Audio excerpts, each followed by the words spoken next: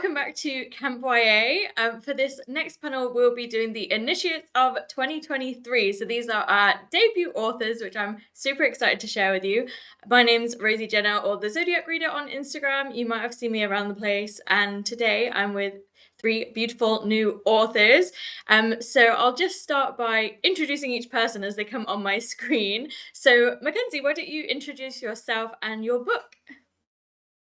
Hello, I'm Mackenzie Reed. I'm the author of the upcoming young adult thriller, The Rosewood Hunt, which comes out with Harper Teen on Halloween this year. So I'm really excited. It's a found family treasure hunt book about a group of teens who have to reluctantly ally to hunt down a missing fortune in their seaside Massachusetts town. But as they're hunting it down, somebody starts hunting them. So it's a story that kind of encompasses like action, adventure, greed, grief, family, and the most important one of all, friendship. And I'm really excited for it to meet readers. We're super excited for that too. It is right up my alley, as all of them are today. Skyla, why don't you go next? My name is Skyla Arndt. I am the young adult author of Together We Rot, which is a horror romance blend about a young girl looking for answers for her missing mother, who makes a reluctant alliance with the son of her top suspect in exchange for hiding him from his cult-leading family. So it's got a Scooby-Doo gang type of friend group, spooky forests, and of course cults. And it'll be coming out August 29th this year with Penguin Teen. So I'm really excited about that. That's soon. Yes, super soon. So Rachel, why don't you go next? Absolutely. Hi, everybody. I'm Rachel Moore. I'm the author of The Library of Shadows. It's a young adult paranormal rom-com. It's filled with equal parts hijinks and hauntings. So it's sweet, it's goofy, it's atmospheric, and it follows our main character, Estee, as she goes to a prestigious New England boarding school where she discovers a century-old mystery that she has no choice but to unravel with the help of Mateo, who is definitely cute and probably a ghost. It releases in the US on September 5th and in the UK on September 28th, and I actually cannot believe it will be on bookshelves. It must feel so exciting to be having, well, your life's creation, I suppose, coming into the world and sitting on people's bookshelves so soon. And we will be having more information about publishing and releases at the end of the panel. But for now, I have a few questions for you guys on how you came to this point of conception where your book is finally ready to go out into the world. So my first question for you guys is, at what point in the story did you decide that it was actually worth publishing and putting out for people to read? So if anyone has any idea of how they want to answer that first, jump in, or I'll allocate someone. So I didn't really I had a non-traditional route because I was in a mentorship program. So we had a showcase. So I didn't really have a choice. It was go time to send it out. But you get to the point where you've worked on it so much. And in my case, with the help of my mentors, that you know that there's nothing else you can do to improve the story on your own. So after, probably several rounds of revision and working on the query and the synopsis, I got to the point where I was like, I don't know how else to edit it. Like, I was pretty happy with it. So, I mean, at that point, you just send it off into the world and cross your fingers and then hope for the best. Yeah. Mine was actually pretty similar. I also did a mentorship program and knew that I wanted to pursue traditional publishing. So I sat down to write a book that would hopefully someday be on bookshelves. But I ended up having to completely rewrite my book during my mentorship program. So we tore it down to the studs and rebuilt it entirely. And I knew that it was go time because I had so much fun writing the rewrite. I was like, oh, this is everything it's been missing. It's so ready now. Mine was a little bit different just because the Rosewood Hunt wasn't the first book I wrote. I actually had an agent already with a different book, and then even before that, I didn't even know what traditional publishing was when I started writing. And I wrote a trilogy and I was just like having funsies. And then I was like, oh, I guess I'll do something with it. And that was kind of what first initiated my interest in publishing. But with the Rosewood Hunt, I was writing it while I was still on sub with a different book. So I really had in mind, like, I want to make sure this book gets published because the other book did not get published, sadly. And it just really motivated me to put all of my like favorite things into it. And thankfully it was the one.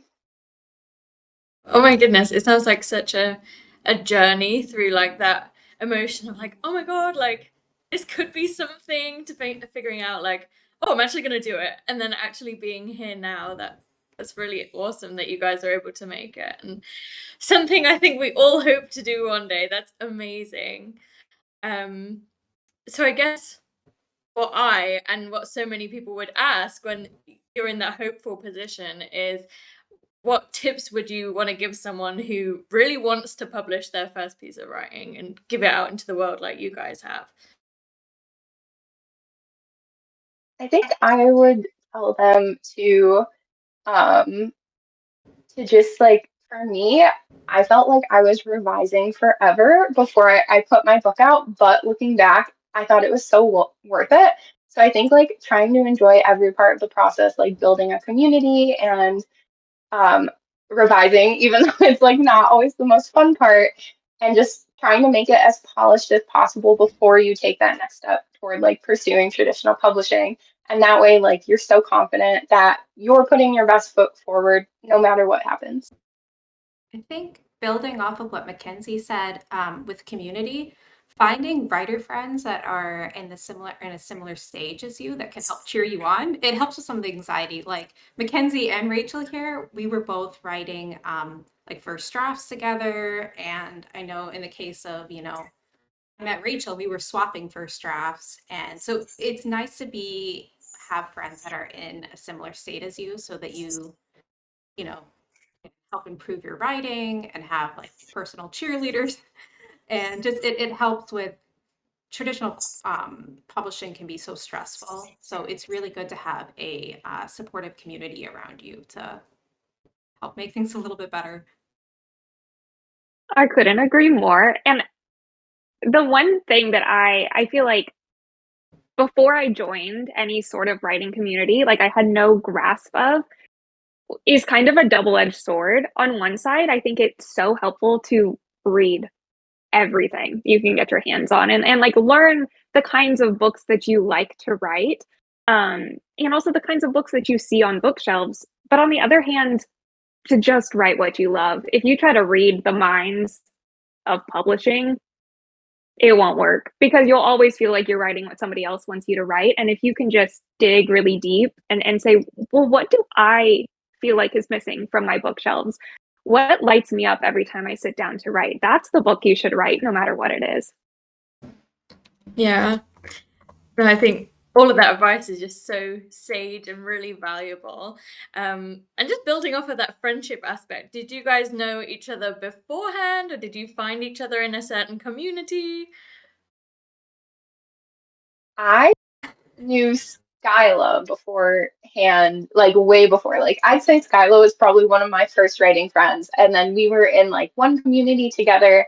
And then I remember when like I think Skyla, Rachel, and a couple other friends started another community, and Rachel just seemed so cool. I wanted to be her friend so badly, and I was like, I'm gonna be friends with her. And then we became really good friends too. So Rachel was a little further down the line, but just as strong. Skyla was also my like gateway to the writing community. I like popped on Twitter. I didn't talk about writing online. I went to school for writing, but I didn't have a big community online, and I was like moving around the country. So I didn't have a lot of friends locally to talk to about books. And I was like, okay, well, I'm working on this new project and I'd really like to know if it's terrible. And I found Skyla through like making mood boards. There was like a weekly mood board post that went around, and we bonded over not being able to keep our houseplants alive. And if you had told me 3 years ago that we would be sitting here today, I don't know if I would have believed it. Yeah. I basically just show up in people's DMs like, "Hi, please, please be my friend," as you could probably tell. But yeah, I can't believe it's been 3 years, but yeah, I met Mackenzie and Rachel through Twitter. And we built a friendship, a group of writers. And yeah, it's been going on 3 years now. And it's so emotional watching everyone go through like getting an agent and then getting a book deal and then now being on a panel together. Like it's so like you can't even put words to it. It's just so magical to see the journey and then to see your friends go through something similar and be able to experience all that together.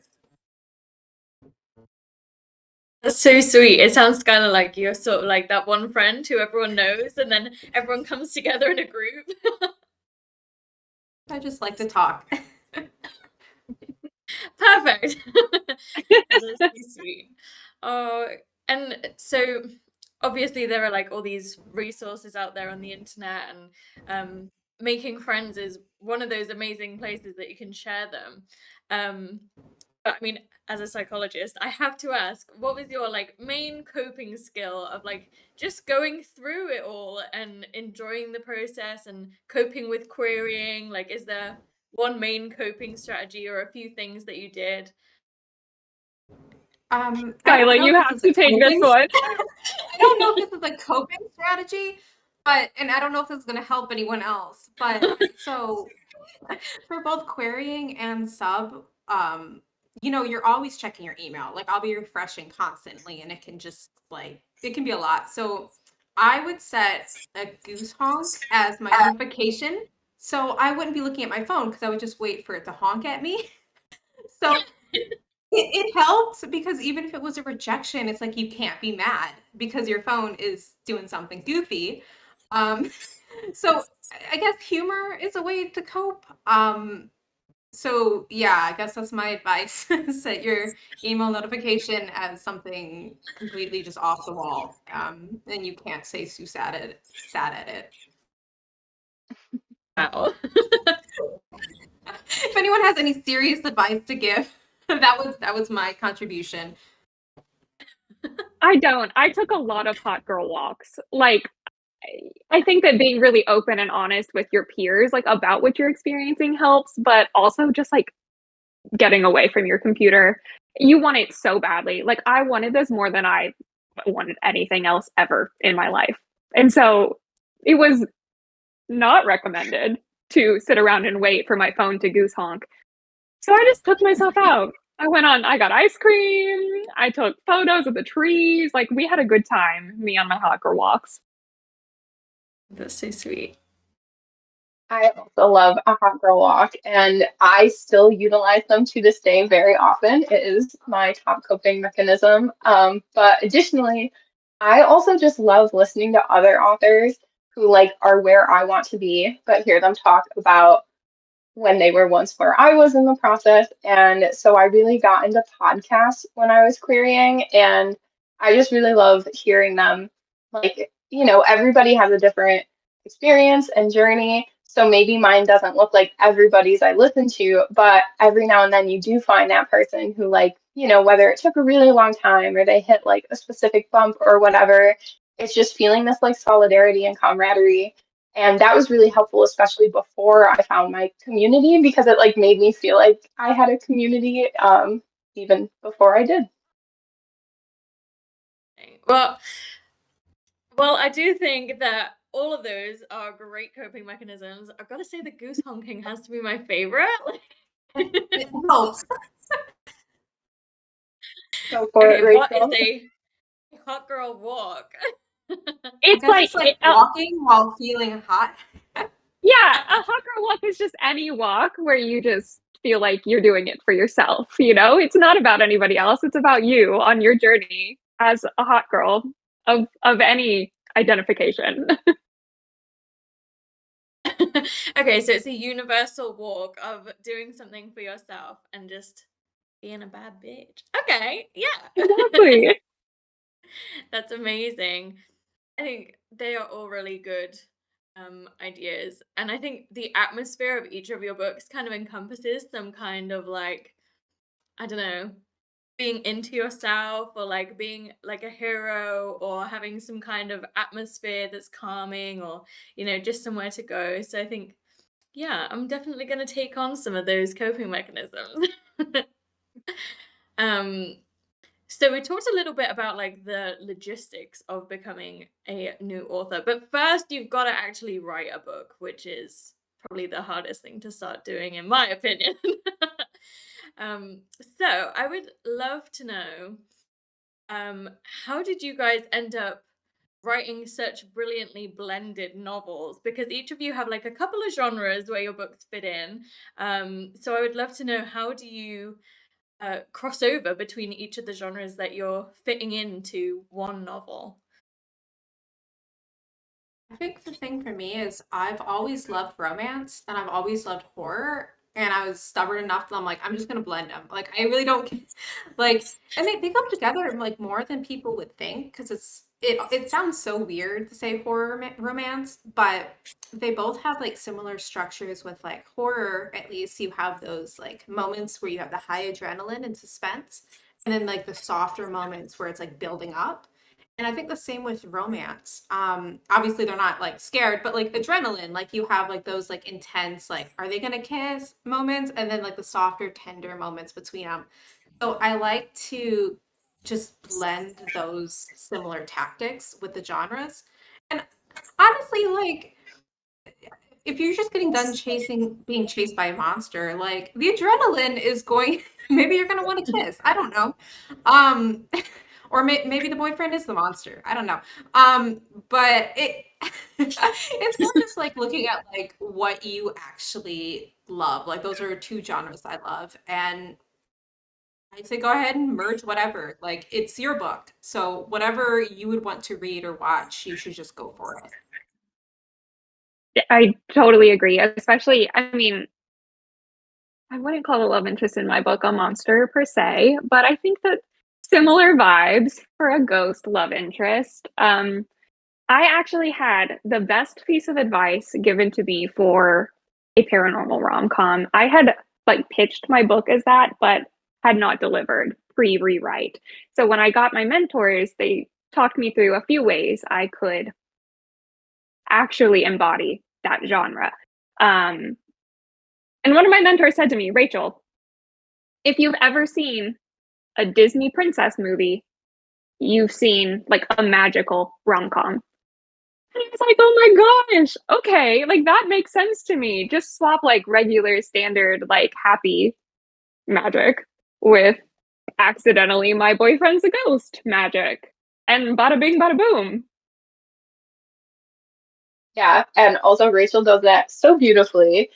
For me, I really like I've always grown up loving just like so many things about books. And I always used to wonder like, why can't things be this and that? Or like, why can't this genre have that and that? And when I set out to write the Rosewood Hunt, I just knew I wanted it to be like a thriller, but then also like a mystery. And I just love romance. So you put that into, and then somehow while I ended up writing it, it turned into like adventure-y too. So I think what ties it all together for me will always be the characters, because everything I write is really character forward. And I feel like especially something fun about YA is you have like these teen voices. So you can have like sometimes a bit more of like a comedic edge, but it doesn't always have to be a comedy, or it can be contemporary because they're dealing with real world issues, but maybe it's also like paranormal.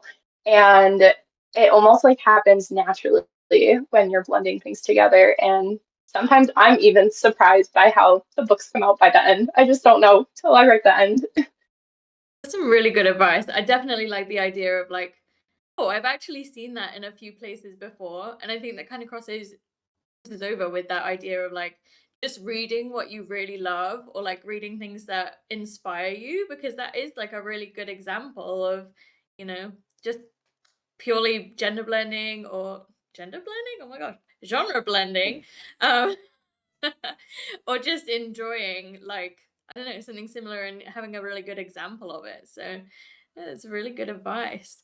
And another question I would have is, what is the perfect recipe for a perfect mystery?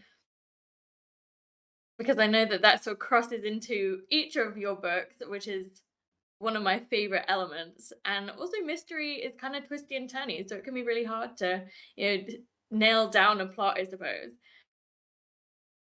I kind of feel like, and I feel like this kind of goes for all of us, I love having like the full, like you said, it's a recipe. So it's like you need everything in there. You have like the atmosphere, which is like the eggs, and then you have the characters, which are like the flour. And I think having like really punchy characters with these big personalities, like I know Estee has and Will, and my main character, Lily. And I love puzzles and clues.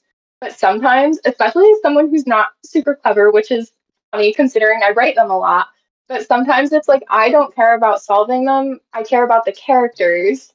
So I kind of feel like getting all the bones together and then setting up the mystery is what makes it compelling because you want the reader to care about the characters who are doing the mystery and not just, the clues part of it because somebody will always solve it first. So you want to make sure the rest matters too. I guess building off that, I need to solve it first because when I'm plotting it, if I don't know where it's going to go and I'm like, oh, this is going to be a great mystery, but I don't know what the ending is or like who the killer would be or something like that, it's so hard for me to work forward. I like to have when I'm plotting, I like to have the answer first. Like, oh, this would be a really cool reveal or something, and then build up because otherwise, like Mackenzie said, like I'm not that clever. So trying to figure out like a whole like once the mystery is made, trying to figure out the answer is a lot harder than working backwards with plotting, at least for me. I agree with both of those thoughts so wholeheartedly. I think it's so interesting too because all three of our books have an element of found family. I really do agree with Mackenzie that there's this aspect of the mystery almost becoming like second because you're rooting for the characters to solve for it. But totally agree with Skyla that I must understand the mystery first because mysteries have clues in every chapter. So you can write the whole book, but if you don't know how it ends, you're going to have to work backwards to fill in those clues down the line. One of the things that I found really helpful with mapping out my mystery was fully understanding every character's motivations. You can't have a red herring without a motivation, but you also can't have a final villain without a motivation. So, really understanding what each character wants and what they have to lose helps build a mystery that comes to a resolution that feels impactful.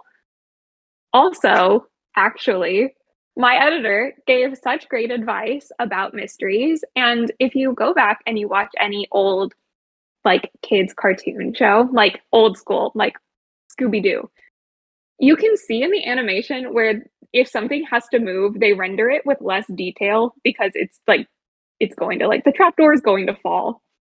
And as a viewer, you can tell that that is different than the rest. So just smoothing out those lines, making sure that your clues don't stand out as obvious clues from the get-go helps make that reveal feel like so powerful. Listening to all you guys' advice, I have to disagree with all of you and say you are all so smart. And I'm wondering where I sit on that line of smartness if I'm listening to you guys in all. Wow, that is, yeah, incredible. I'm definitely gonna have to think about that. And I'm wondering, I'm hearing all of you guys saying that you're sort of plotting out things. So did you feel more like you were a plotter or like a pantser? So if you don't know, a plotter is someone who like rigorously writes down every detail of what's going to happen to their book or just like some pinpoints. And a pantser is someone who just goes for it and writes and just, I don't know, doesn't have like a map, I suppose. What do you feel that you fall into? Rachel firmly dragged me over to the plotting side. She's so good at that.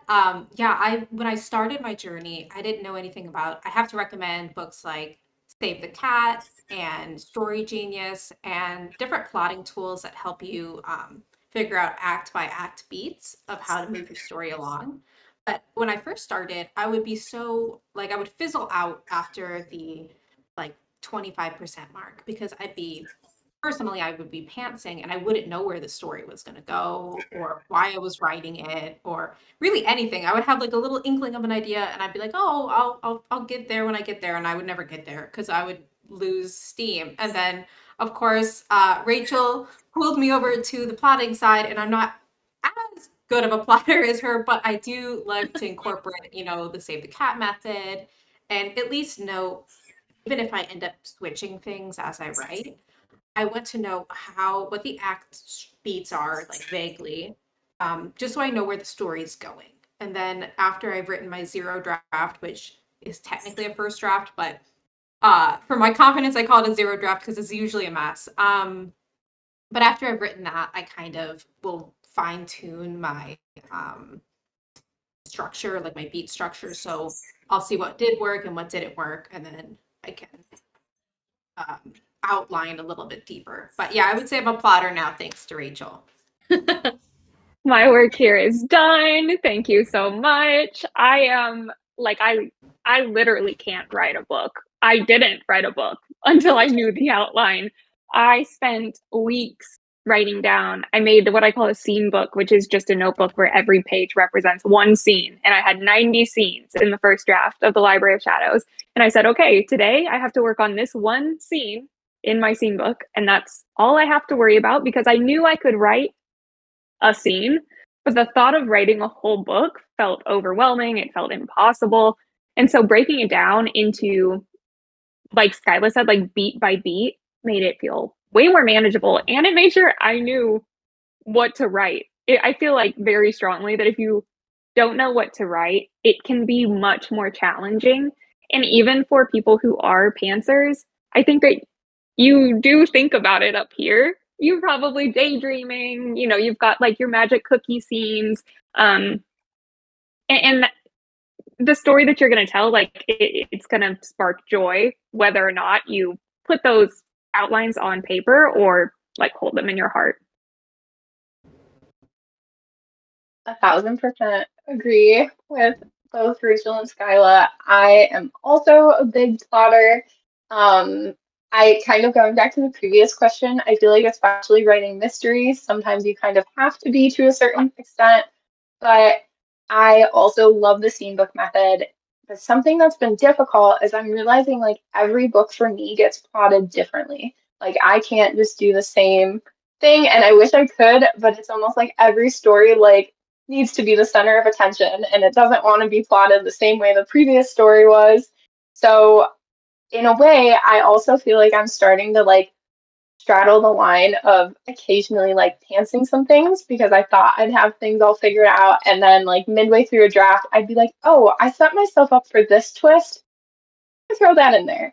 So I think like plotting the bones is really helpful. And then kind of filling it in as you go for me works really well. It sounds like having flexibility might be like quite a big skill for writing. I feel like maybe, you wanted to go in some direction and actually like, no, move over here. Like, so yeah, I think that's a really sage advice. It's amazing. So I've had probably the biggest honor of being able to read at least some little bits of everyone's books, and seeing all the quotes pop up on social media and the raving reviews, which just keep rolling in. And they all have incredible atmosphere. I have loved every single one. So I need to know, obviously, how do you write an atmospheric setting? If I can get it out of my mouth, I would love to know. I would say, as far as plotting goes, I'm a very visual plotter. So, like we were saying earlier, Rachel mentioned that we met over like mood boards. I'm always making mood boards. I can't start a project unless I've got I've got in my office a bulletin board, and I'll print out a whole bunch of stuff on Pinterest and like plaster it all over. So when I'm writing, I can look over and visually see, what I'm thinking. But yeah, that's the first. Probably the first step in all my projects is I like to go through, make a Pinterest, and just kind of get a feel for, in my head, what the colors of the project are, what the scenes would look like, what the characters look like. I need to have some sort of visual for myself before I can even start So by the time I'm written the book, I've got like 50 different mood boards, a pitch deck. My bulletin board is covered with like Canva maps and stuff, but that's just how I work. I just need to see the story in full color before I can start it. I'm really similar. I always like, I know we just talked about plotting, but I totally will just plot a whole book in my head first. And I think that's why my on-page plotting is so like haphazard sometimes. It's because I've thought about it so much. I have like a clear direction.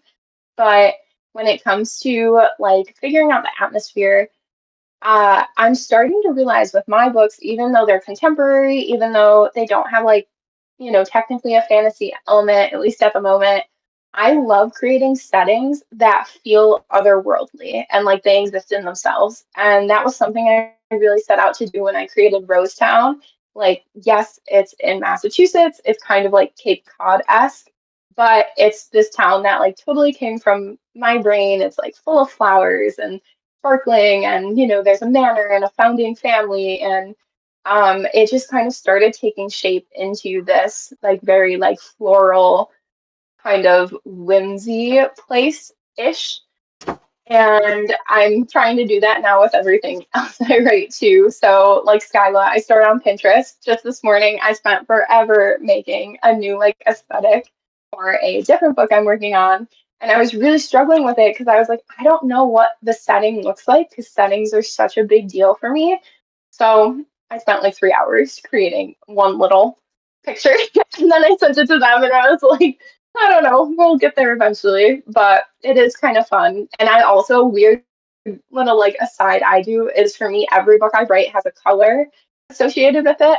And that's usually like will very heavily influence my mood boards. Yeah, I also love a Pinterest moment. And like Mackenzie said, setting, like for me, setting is like its own character. It does so much for the story. I mean, it can propel the plot. Maggie Stiefvater says that mood plus idea equals like your actual book premise. So like you can't write a book without knowing that. I mean, you can, but the mood is like a critical part of the actual book premise. So the idea that you have in your head exactly what kind of mood you want your readers to feel when they read the words that you're writing, I feel like just infiltrates every word you put on the page. For me, that looks like making sure my characters aren't just floating heads. I want them to be active in the scene. I want them to feel things, touch things, taste things, smell things, and making sure that they don't exist inside a white room just sitting on a couch talking to each other. I want them doing things and experiencing the world around them because that setting has something to say. Okay. So I need to download Pinterest, which I already have, so that's great. I'm really interested to know, Mackenzie, what color did you have for the Rosewood Hunt? It's definitely always been like red. I think because of roses so early on. And when I was writing the book, I would go on my hot girl walks every day and I would pass red roses. And then it just kind of sparked this town where that was like the namesake of the family. And then other colors kind of came into it too, like green, gold. It's very funny. Like that book is very gold. And then I have another book that is very silver. Like I don't know. I don't know who makes these decisions, but they come up in my mind. It's like a little brain cell bopping around in there. Very creative. I'm super excited to hear all about your silver book one day. I have my fingers crossed. Hopefully. So I need to know now, Skylar and Rachel, what color do you associate with your book? Green and blue, which you could probably tell from the cover, but Yep. for my mood boards too, obviously the green with all like the heavy forest imagery, and then the blue because it's in the middle of a snowstorm. So obviously you're gonna have like snow and blue. So probably a mix of those. That's a really good answer. Mine feels very predictable as well. Like it's just always been kind of brown. Like lots of bookshelves, lots of crunchy leaves. Like it's a very warm, like earthy colored book. When we set out to make my cover and I had to try to describe the colors I wanted. I was like grasping for words as if writing books wasn't my whole job. Finally, my incredible art director was like, oh, she wants earth tones. So now that is my answer. I think that's a great answer, and it encompasses so many things, and not just brown. But brown is a great color in itself, so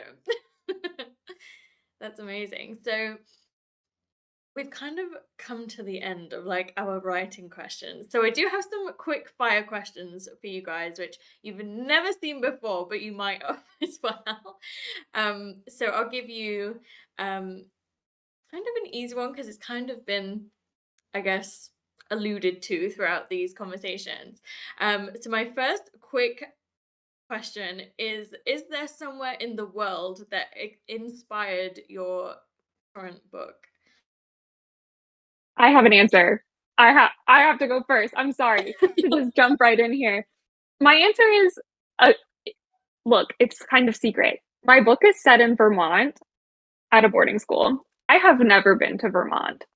But when I was in college, I studied in this old English manor in the countryside, and allegedly the like previous owner held seances in one of the bedrooms every night, and I was like, I need to write a book about that place. So, yes, but not actual Vermont. So now you're in on my big secret. I mean, it sounds like you could have experienced the whole book's plot while you were there. I did not go out at night. Mine's not that exciting. It doesn't have seances. Just it's based in the UP of Michigan, so the Upper Peninsula, and yeah, it's based off the Upper Peninsula of Michigan. That's not as exciting as Rachel's answer. But a lot of people, I live in Wisconsin. A lot of people travel up there every summer. They have cottages up there to kind of get away because it's so remote, and literally like you will be up in a cottage and you'll be like 30 or 40 minutes away from even a gas station or a grocery store. So you're very like, it's very serene, but I could also see how it could be the setup for a horror, because if you're in a tiny little town surrounded by trees and there's nothing around you, I don't know. It was very inspiring for me to go up there. That sounds equally terrifying as Seance House. Okay. Mackenzie? Slightly less terrifying, unfortunately. Rosetown, again, it's like in Massachusetts, but I think I kind of took like certain things from Cape Cod, but I've also never been to Cape Cod. So I just kind of based it on a very, very like small, exclusive town. Like I said, I knew it wanted to have like a lot of flowers and a bit of like an otherworldly charm, but I wanted it to be close to like Boston, and it mentions like Bruins because one of the teen boys in it like loves hockey, and I kind of just wanted to nestle it in a real place. So it felt real, felt coastal, and kind of had that vibe to it, but was still a place I could totally make my own and play with. I like that. It's nice to have a balance against all the scary stuff. A little less And I love scary, I those guess. things. Okay, so the next question is, can you describe your main character or characters in 3 words or less? So I want their like Look, most punchy attributes. yes, I was thinking about this, and Lily Rosewood has always been ambitious. That was like the first word I ever used to describe her. And she's also clever and fashionable because she loves fashion, and that is a really big part of the book.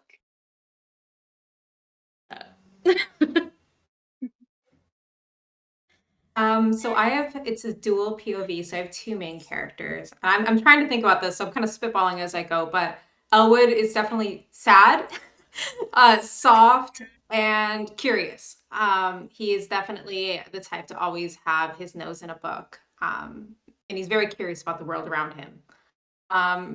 Then for Will, angry, rebellious, and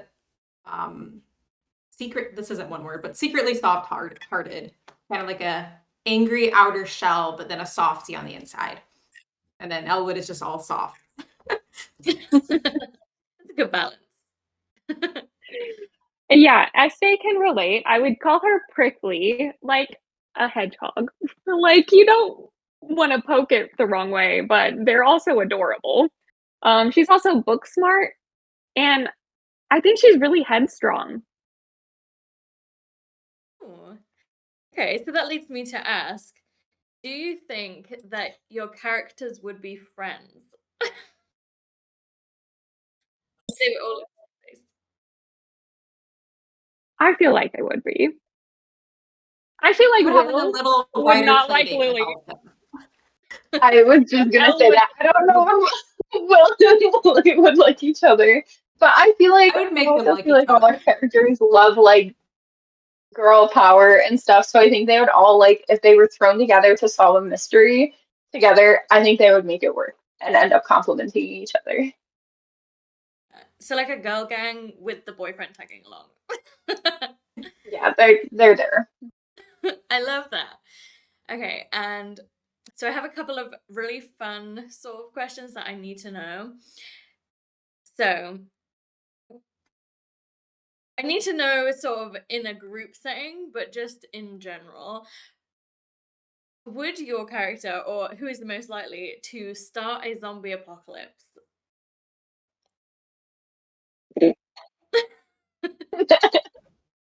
I think it's Posey, who is my main character, Estee's roommate. And I think she would do it ready and willingly. I feel like mine is Leo. I think he just would be like dabbling in something he shouldn't and would be like, this would be so cool. And then it would happen and he'd be like, my bad, you guys. Mine would probably have to be Kevin, who is a lot like Posey, who they're both kind of like really into paranormal and weird things. So he'd probably be like looking at like some book about how to conjure up the dead or something, and then he would do it. So yeah, I would say Kevin. I feel like I would probably be the stupid one to also start the apocalypse. Um, and I know that we've mentioned podcasts very briefly in here, so I would love to know if you have any recommendations for me, just any kind of podcast. I love, I hope I get the name right, Pubsuasion, I think it is. Also, that is totally my headphones on now. And it's run by my friend Angela Montoya and one other person whose name I don't want to mess up, so I'm not even going to guess, but I really enjoyed it. Mine would have to be, and I think I'm saying this right, Rachel or Mackenzie. If I get this wrong, is it Publishing Rodeo? Is that what the one that I'm always talking about? I think that's it. I think that's off the top of my head. I think that's the one. There's so much insight on what the publishing, like even stuff like I had no idea. What the publishing experience is like, what things are like just on the business side of it. I'm always taking notes when I'm listening to that. So I think it's Publishing Rodeo. And I'm not a podcast girly. Ah, I've got nothing to offer. that's so frustrating. Do you have like a favorite show or like, I don't know, even a book? Is there anything that you enjoy in your downtime? Look, Rosie, the first thing my brain said was New Girl. So do with that what you will. I'm taking it. I'm running with it. So, just to end off, I know that we have a couple of exciting goodies for some of our online festival endeavors. So, do the authors of our lovely giveaways want to just have a little chat about that? Yeah, you can get I think Together We Rot will be with a online giveaway will be shared with the Camp YA socials at some point. So you can win a finalized copy of my book. And I think that's US only. Yep. Yeah, same for the Library of Shadows. So it will also be popping up. I'll share it on my socials. It'll be on the Camp YA socials. Also, a finished copy of the Library of Shadows, a little bit early, should be coming out soon, like getting printed soon. And then, of course, comes out in September. But Very excited to have a few, early readers to have that giveaway copy. Yay. And just to round off, could we just remind our lovely audience when your book comes out and where we can find you on the internet? My The book comes Rosewood Hunt? out. Oh, go ahead. Oh, no, it's okay.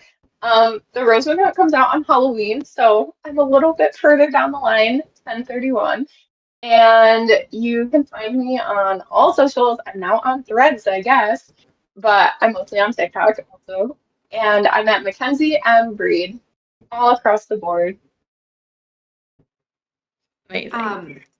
Together We Rot comes out August 29th, which I can't believe we're almost there. And you can find me technically on Twitter and Instagram, but I'm mainly on Instagram at Skyla.